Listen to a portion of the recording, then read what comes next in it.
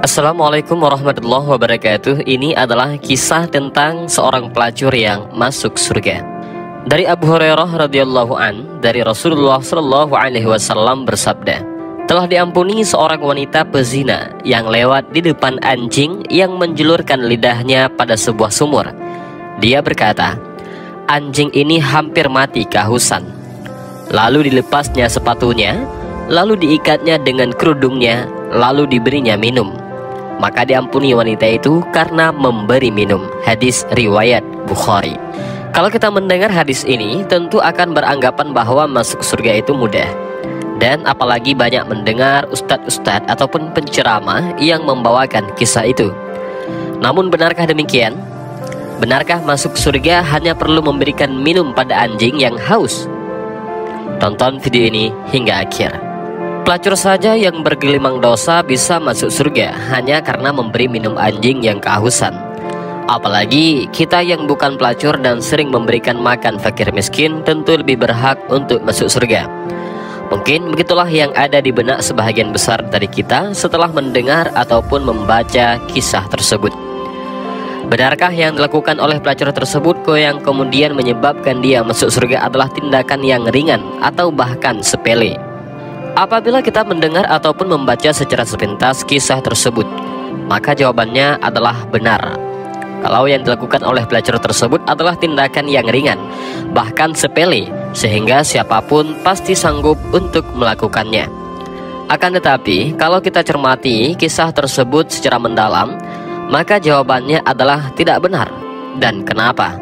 Pada zaman Nabi Isa alaihissalam, banyak terjadi kerusakan karena ulah Kaisar Romawi yang zalim. Kelaparan dan kemiskinan merajalela di negeri Palestina.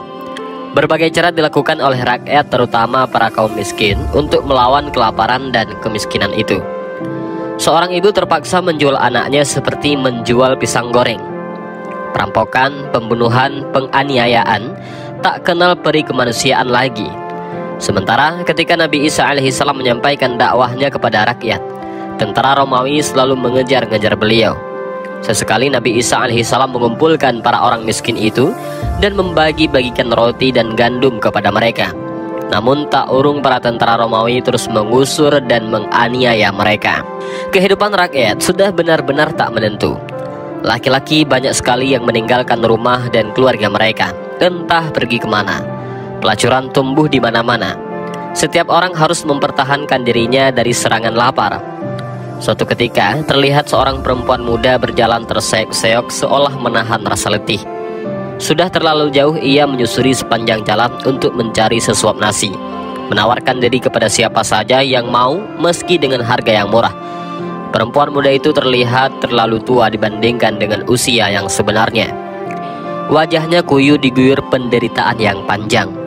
Ia tidak mempunyai keluarga, kerabat ataupun sanak saudara lainnya.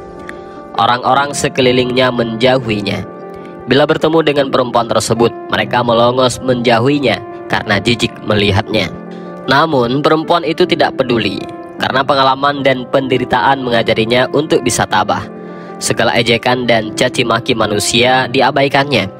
Ia berjalan dan berjalan seolah tak ada pemberhentiannya. Ia tak pernah yakin perjalanannya akan berakhir.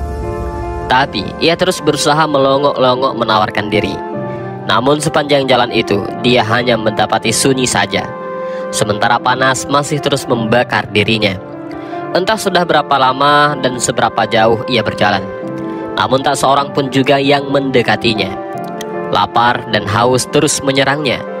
Dadanya terasa sesak dengan nafas yang terengah-engah, kelelahan yang amat sangat. Betapa lapar dan hausnya ia.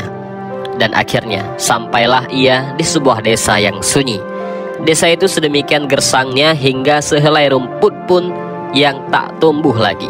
Belum perempuan pelacur itu memandang ke arah kejauhan, matanya melihat kepulan-kepulan debu yang bertebaran di udara. Kepalanya mulai terasa terayun-ayun dibalut kesuraman wajahnya yang kuyu. Dalam pandangan dan rasa hausnya yang sangat itu, ia melihat sebuah sumur di batas desa yang sepi. Sumur itu ditumbuhi rerumputan dan ilalang kering yang rusak di sana-sini. Pelacur itu berhenti di pinggirnya sambil menyandarkan tubuhnya yang sangat letih. Rasa hauslah yang membawanya ke tepi sumur tua itu. Sesaat ia menjemukkan kepalanya ke dalam sumur tua itu. Tak tampak apa-apa, hanya sekilas bayangan air yang memantul dari permukaannya. Mukanya tampak senang. Namun bagaimana ia harus mengambil air sepercik dari dalam sumur yang curam itu? Perempuan itu kembali terduduk. Tiba-tiba ia melepaskan stagennya yang mengikat perutnya. Lalu dibuka sebelah sepatunya. Sepatu itu diikat dengan stagen. Lalu dijulurkannya ke dalam sumur. Ia mencoba mengais air yang hanya tersisa sedikit itu dengan sepatu kumalnya. Betapa hausnya ia. Betapa dahaganya ia. Air yang tersisa sedikit di dalam sumur itu pun tercabik. Lalu ia menarik stagen perlahan-lahan agar tidak tumpah. Namun tiba-tiba ia merasakan kain bajunya ditarik-tarik dari belakang. Ketika ia menoleh, dilihatnya seekor anjing dengan lidahnya terjulur ingin meloncat ke dalam sumur. Sang pelacur pun tertegun melihat anjing yang sangat kehausan itu. Sementara tenggorokannya sendiri terasa terbakar karena dahaga yang sangat. Sepercik air kotor sudah ada dalam sepatunya. Kemudian ketika ia akan meneguk airnya, anjing itu mengibas-ngibaskan ekornya sambil merintih. Pelacur itu pun mengurungkan niatnya untuk meneguk air itu. Diulusnya kepala hewan itu dengan penuh kasih sayang. Si anjing memandangi air yang berada di dalam sepatu. Lalu perempuan itu menegukkan air yang hanya sedikit itu ke dalam mulut sang anjing. Air pun habis masuk ke dalam mulut anjing itu. Dan perempuan itu pun seketika terkulai roboh sambil tangannya masih memegang sepatu. Melihat perempuan itu tergeletak tak bernafas lagi, sang anjing menjilat-jilat wajahnya seolah menyesal telah meneguk air yang semula akan diteguk perempuan itu. Pelacur itu benar-benar telah meninggal dunia. Para malaikat pun turun ke bumi menyaksikan jasad sang pelacur.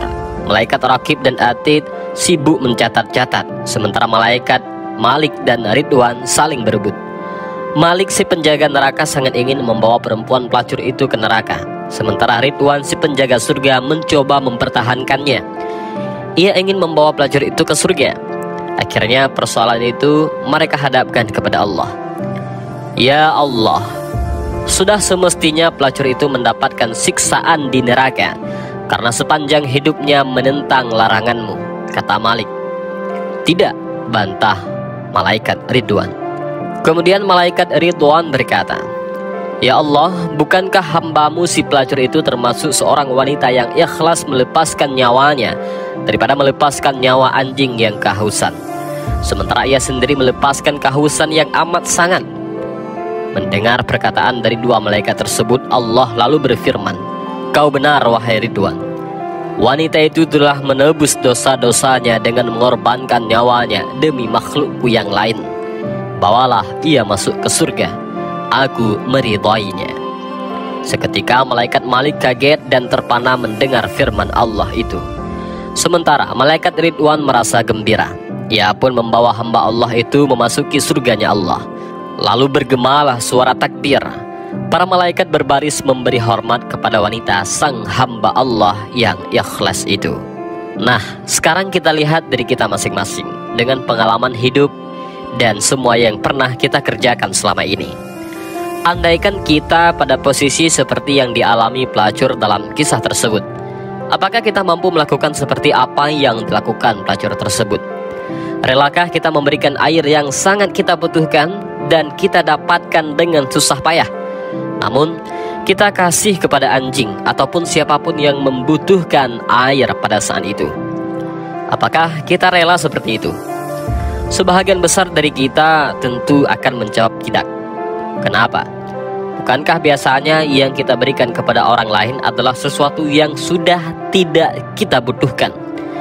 Atau setidak-tidaknya sudah kurang kita butuhkan?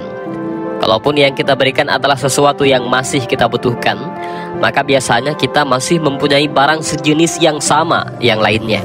Bukankah kita memberikan makan ataupun minum kepada orang lain setelah kita merasa kenyang? Atau setidak-tidaknya kita masih mempunyai persediaan makanan ataupun minuman yang cukup di rumah kita, baru kita memberikan kepada orang lain. Jadi masihkah kita beranggapan bahwa apa yang telah dilakukan oleh pelacur tersebut yang menyebabkan dia masuk surga adalah sesuatu yang ringan ataupun remeh? Benarkah masuk surga itu murah dan gampang? Dan jawabannya tentu sajalah tidak. Allah Subhanahu wa Ta'ala berfirman, apakah kamu mengira bahwa kamu akan masuk surga, padahal belum datang padamu cobaan sebagaimana halnya orang-orang terdahulu sebelum kamu? Mereka ditimpa malapetaka dan kesengsaraan, serta diguncangkan dengan bermacam-macam cobaan.